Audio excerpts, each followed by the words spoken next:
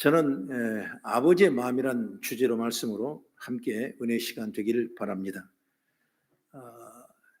이제 초등학교 들어가기 전에 또 초등학교 들어간 아이를 키우는 엄마가 올린 글인데, 밥 먹어라 하면 싫어, 옷 입어라 하면 싫어, 좀 씻어라 또 싫어. 여러분, 무엇을 하라고 하면 무조건 싫어 하는 아이를 어떻게 해야 됩니까? 그냥 한 대 쥐어받고 싶은데, 여러분, 부모의 마음을 너무나 모르는 거예요.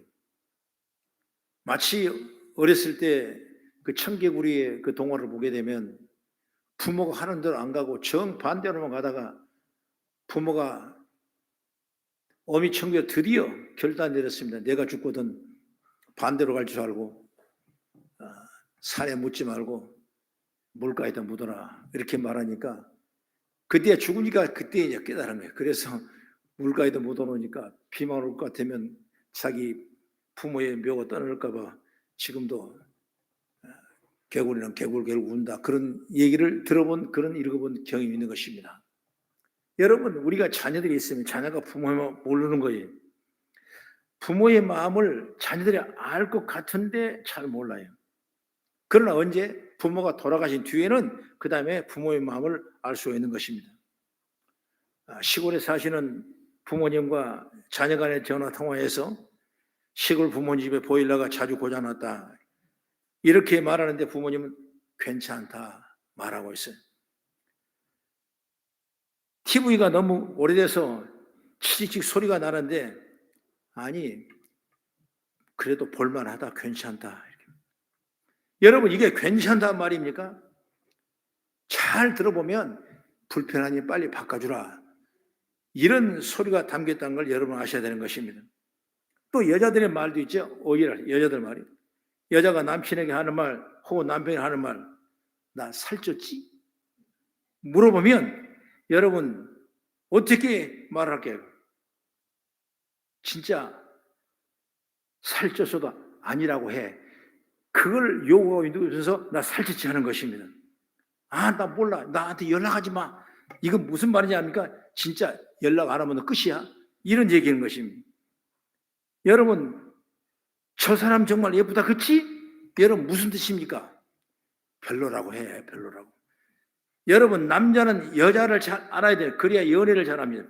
결혼한 사람은 결혼 생활에 평탄하는 거예요. 그래서 여자를 전혀 모르면 연애하기 힘들죠.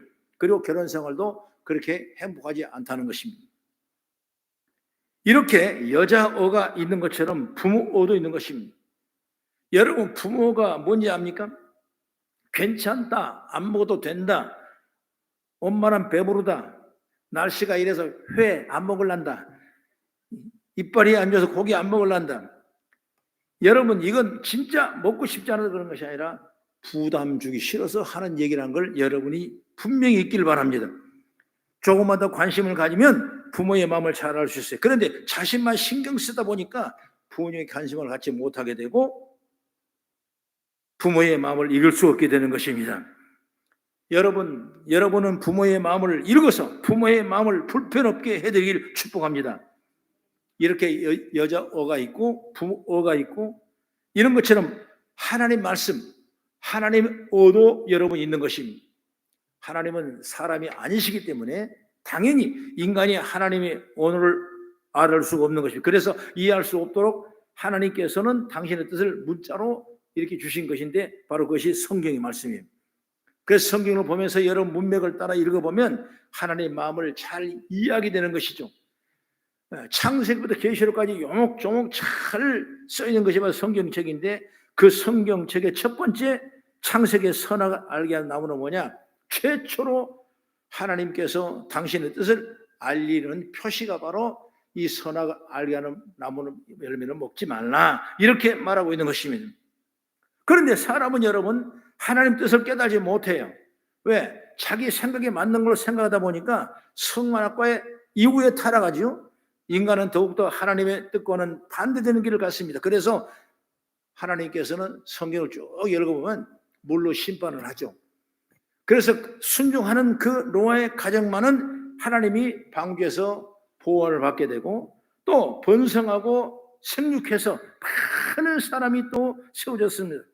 그런데 그래도 불구하고 하나님의 마음을 아는 사람이었고 하나님 뜻대로 살아가는 사람이 없는 것입니다. 그러자 여러분 한 사람을 불러내기 시작했어요. 그때 누굽니까? 바로 아브라함을 선택했어요. 아브라함아, 내가 내 뜻을 따라가, 내 말씀을 따라가라. 그래야면 내가 큰 축복을 주겠다고 약속하시면서 그 믿음의 샘플이 바로 누구냐? 바로 아브라함이 살아가는 것입니다.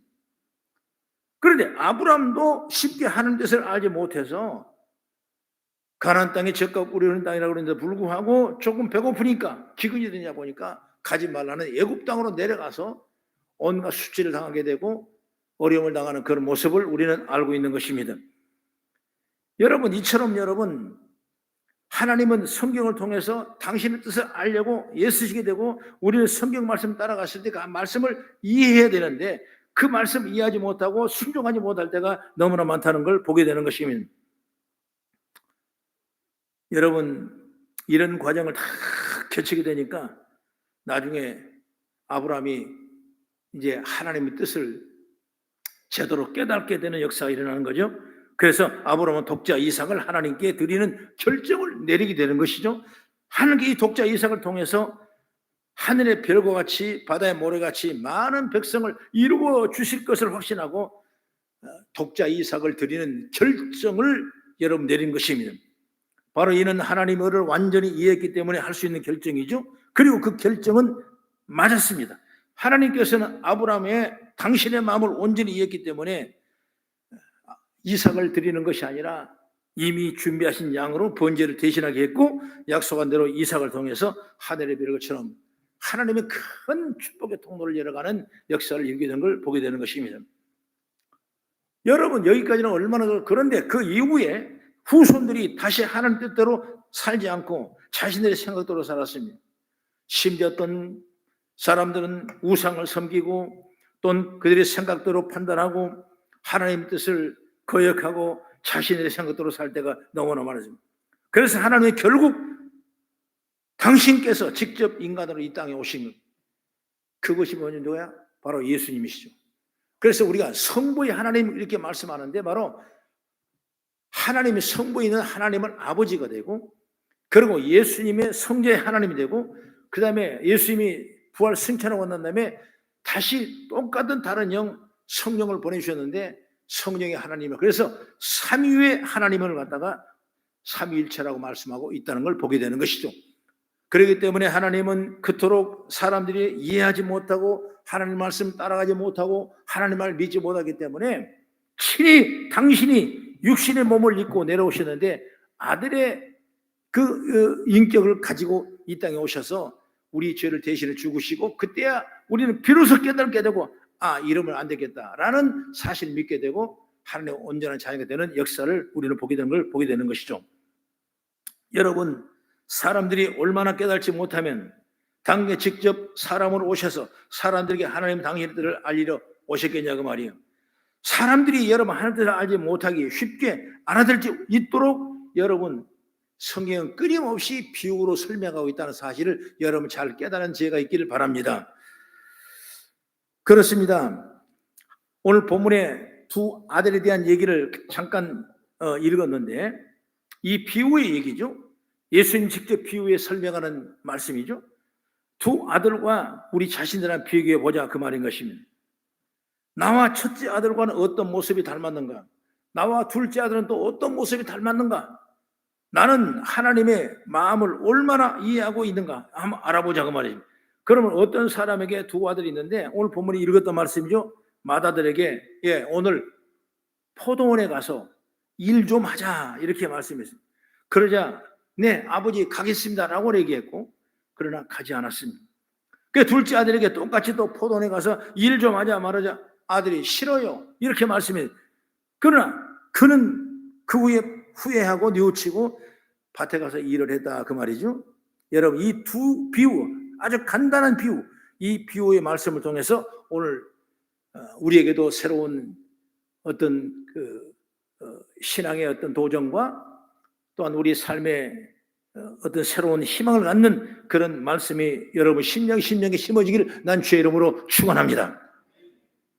그러면 첫째로 먼저 뭐냐? 바로 맏아들이 말씀. 첫째 아들이죠. 오늘 포도원에 가서 일하라. 아버지 말씀에 예 아버지 가겠습니다. 오늘 말씀했죠. 이 대답을 보면 맏아들은 정말 아버지를 존경하고 아버지에게 순종하고 착하고 옳은 아들로 여러분 여겼을 것입니다. 그런데 실제는 여러분 아버지를 존경하지도 않고 아버지 말씀에 순종하는 아들이 아니었어요.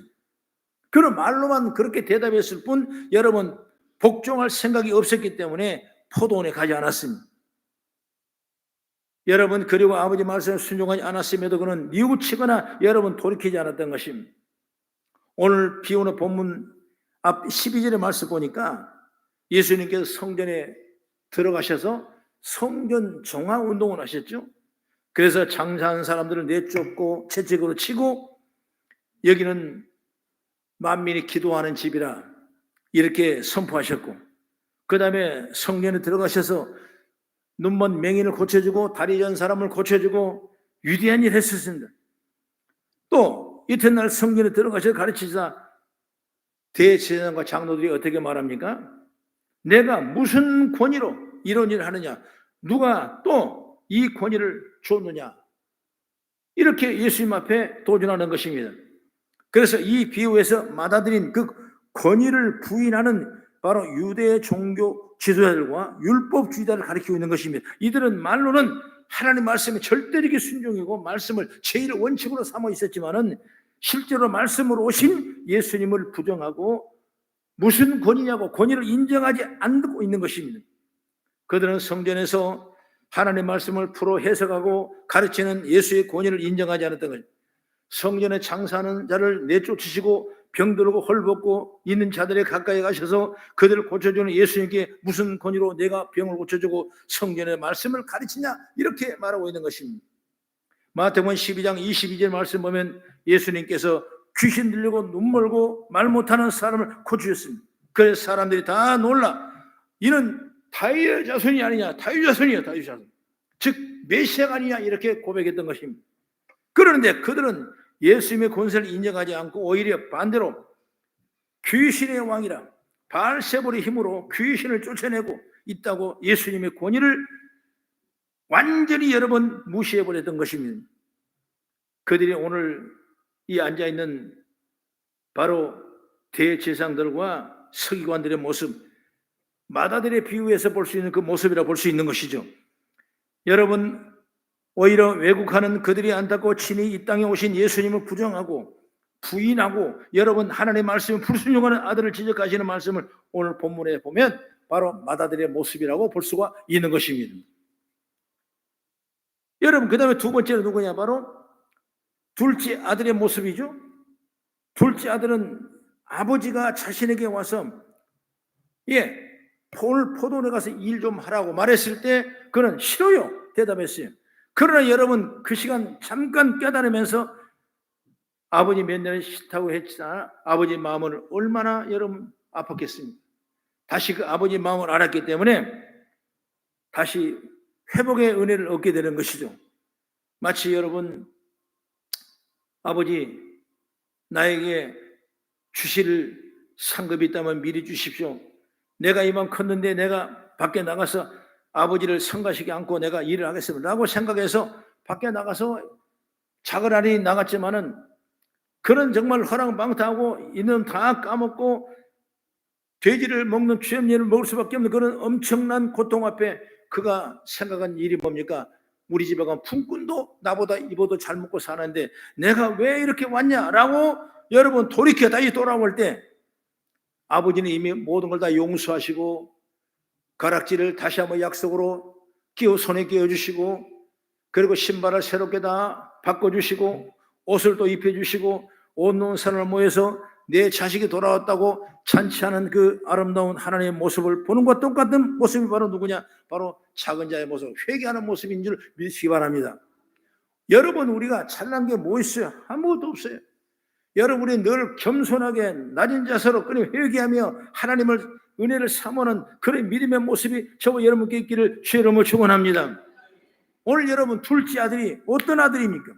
둘째 아들에 대한 힌트가 오늘 본문 뒤에 나와 있는데 32절 우리 한번 같이 읽어보겠습니다. 시작. 요한에 의해 도로 너희에게 얻거늘 너희는 그를 믿지 아니하였으되 세리와 창녀는 믿었으며 너희는 이것을 보고도 끝내 뉘우치지 아니하였도다. 여러분 이 말이 뭐냐면 의의 도란 말이 있죠. 의의 도. 요한이 의의 도, 세례 요한이 말합니다. 의의 도. 의의 도는 하나님의 뜻을 의미하는 것이죠. 그렇기 때문에 세례 요한이 누가 메시아인지 하나님의 뜻을 가지고 온 거라는 말이죠. 그 요한이 예수님을 향하여서 뭐라 했습니까? 보라, 세상 죄를 지고 하는 하나님의 어린 양이로다. 이렇게 분명하게 메시아라는 사실을 알렸는데, 그런데 그들도 그들의 권위를 인정하지 않고 어때요? 예수를 메시아로 인정하지 않았던 것입니다. 그런데 말씀 보니까 세리와 창녀는 죄인의 대표하는 상징이죠. 의미가. 그래서 그들은 요한의 권위를 인정했고 예수를 메시아로 믿고 따랐고, 바로 오늘 비유의 말씀인데 둘째 아들은 자신이 죄인이라는 사실을 읽고 죄사함을 얻기 위해서 예수께 나온 세리와 창녀를 상징하게 되는 것입니다. 여러분 우리가 이 믿음의 지혜를 얻는 역사가 있기를 바라요.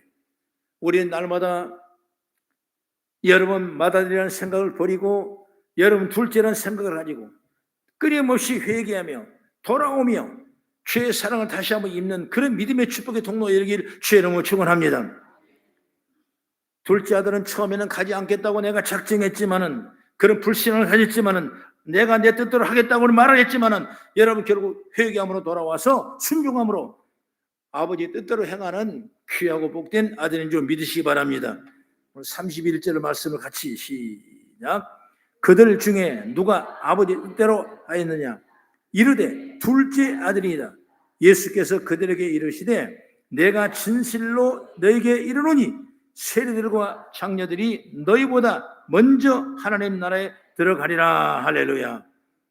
여러분 이런 축복이 바로 둘째 아들을 통해서 우리에게 다시 한번 각인될 수 있는 그런 믿음의 지혜가 열리길 난 주의 이름으로 축원합니다. 그러면 마지막으로 세 번째 뭐냐? 그러면 우리는 어떤 자녀인가? 첫째 아들은 아버지 말씀에 즉시 예 하고 대답했지만은 그리고 가지 않았어요. 이게 참 무서운 거죠. 둘째 아들은 반대로 싫어 안 가 했는데 나중에 후회하고 다시 포도원으로 돌아왔던 것입니다.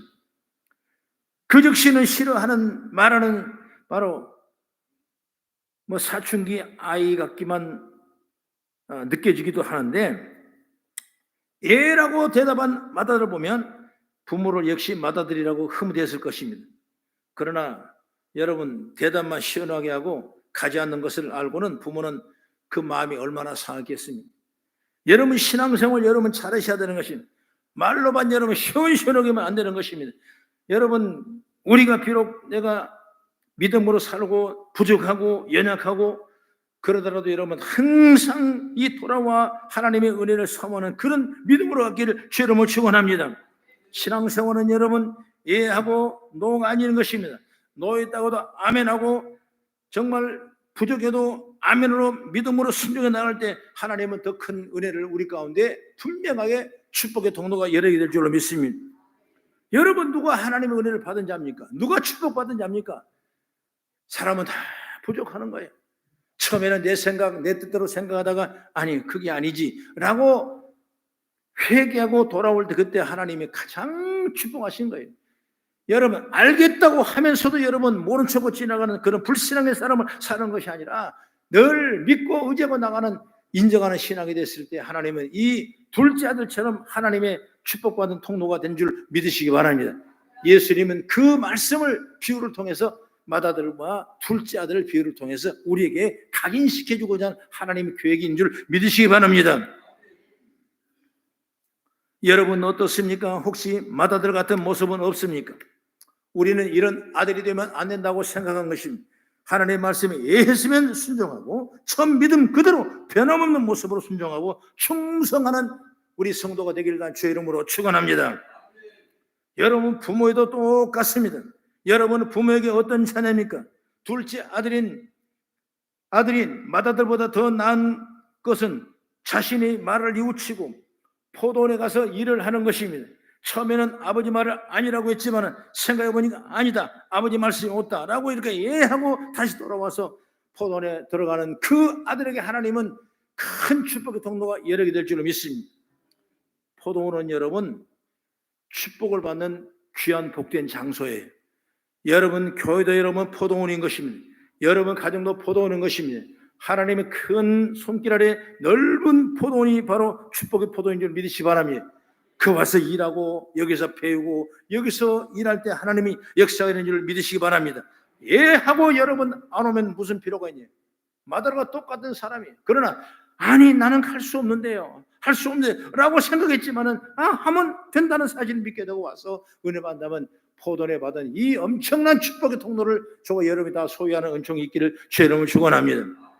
그래서 여러분 아멘 외에는 다른 것이 없어요. 성경 말씀은 아멘 외엔 다른 것이 없는 것입니다. 여러분 성경을 잘 알죠? 고린도후서 1장 20절 한번 같이 찾아보겠습니다. 시작. 하나님의 약속은 얼마든지 그리스도 안에서 예가 되니 그런즉 그로 말미암아 우리가 아멘하여 하나님께 영광을 돌리게 되느니라. 할렐루야. 아멘이 하나님께 영광을 돌린다는 것입니다. 여러분 신앙의 목적이 뭐냐? 여러분답의 1번이 바로 왜 우리를 부른 목적이 뭐냐? 하나님 앞에 영광을 올리기 위해서 우리를 불렀는데 그 영광을 올리기 위해서 누가 아멘하며 하나님께 영광을 돌리게 된다 이것입니다. 할렐루야. 그래서 말씀을 다 따라가고 힘들어도 말씀의 그 기둥을 붙잡고 나갈 수 있는 지혜가 열려야 돼요. 그래야 여러분 흘리지 않는 것입니다. 내 생각, 내 방법, 어떤 삶의 어떤 모습, 목표, 비전 가지고 여러분 붙잡가다가는 우리 삶을 흔들 수밖에 없어요. 그러나 우리는 분명하게 하나님의 말씀에 다 붙잡고 아멘으로 간다면 악한 사단이 한 길로 왔다 이루게 도망하는 역사가 임하게 될 줄 믿으시기 바랍니다. 마찬가지죠. 여러분 부모님 말씀에 순종하는 것이 효도하는 것입니다. 부모님께 경제적으로 물질적인 것으로 도움을 드리는 것도 아주 귀한 효도입니다. 거기에 더하여 마음으로 순종하면 부모님을 공경하게 되고 주의 영이 충만한 역사가 임하게 될 줄 저는 믿습니다. 우리는 연약한 육신을 가지고 있어서 첫째처럼 이해는 하지만 순종하지 못할 때가 얼마나 많습니까? 나는 그렇게 하고 싶은데 그렇지 못할 때 얼마나 많아요. 그렇다면 여기에 분명한 공식이 있습니다. 그렇더라도 그 마음을 바꿔서 순종하는 것이 능력이고 축복인 줄 믿으시기 바랍니다. 여러분 둘째처럼 순간적으로 싫다고 말했지만은 이제 마음을 바꿔서 내가 새롭게 바꿔진다면 여러분 이 축복이 얼마나 크냐 그러십니다. 하나님은 그 돌아온 자에게 복을 주시는 것입니다. 하나님은 회개하는 자에게 복을 주시는 것입니다. 말씀에 순종하고 아멘하는 자에게 하나님의 축복을 믿으시기 바랍니다. 그 자에게 하나님이 열어준 축복이 뭐냐? 포도원을 열어주는 것입니다. 여러분 포도원은 최고의 축복이에요. 포도원은 하늘나라입니다. 포도원은 우리가 받을 축복의 통로입니다. 포도원은 건강과 축복 은혜가 넘치는 곳입니다. 포도원은 우리가 받을 놀라운 축복의 이 모습이 바로 포도원인 줄 믿으시기 바랍니다. 그렇기 때문에 두 아들의 나쁜 점은 다 버리고 여러분 좋은 점만 우리가 행해서 부모님께 효도하고 또한 하나님 앞에 큰 믿음의 권속으로 세워지는 역사의 길을 주의 이름으로 축원합니다. 바로 하나님이 영광이 돼서 여러분이 영광이 돼서 여러분이 가정이 여러분 사업이 하나님이 영광이 돼서 하나님의 축복받는 성도가 포도를 이루는 성도가 되기를 나는 주의 이름으로 축원합니다. 기도하겠습니다. 아버지 하나님